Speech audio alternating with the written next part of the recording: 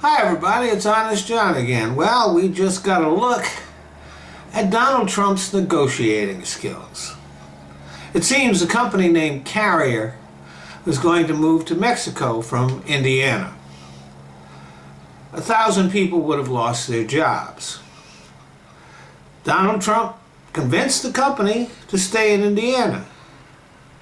And all he had to do was give them $700,000 of the taxpayers' money per year. Now don't get me wrong, I'm glad those people did get to keep their jobs, but when you think about it, is this a good deal for the state of Indiana? Because it's their money. It's not federal taxpayer dollars, it's the state of Indiana is going to give Carrier $700,000 per year.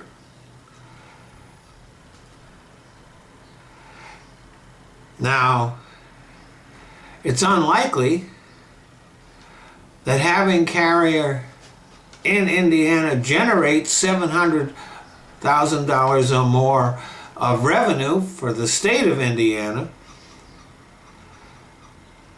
I doubt if the jobs that they saved will total up to $700,000.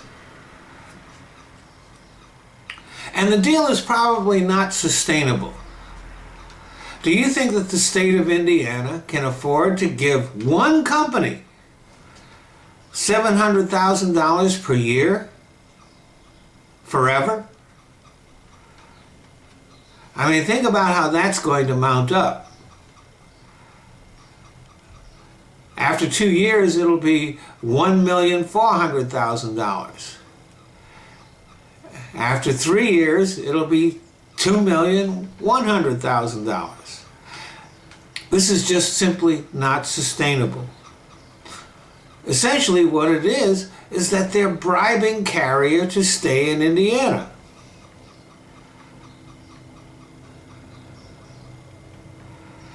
Eventually, the state is going to have to back out of the deal. They can't sustain that. They can't give $700,000 a year to one company. Matter of fact, it sets up a situation where all the other companies that are located in the state will now be looking to get their share of the pie. They're going to be blackmailing the government of Indiana for tax breaks worth at least that much in order to stay there. What's really needed is to change the tax code so that it actually harms companies to move out of the United States.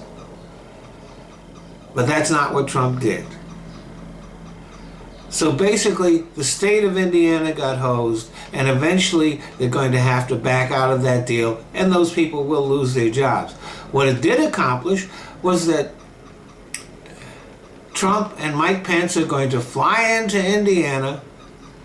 They're going to do a photo op. They're going to talk about how they saved all those jobs and pretend that they actually did something amazing. If this is an example of how great a negotiator Donald Trump is, I bet China and Russia can't wait to get him across the table. Thanks for listening.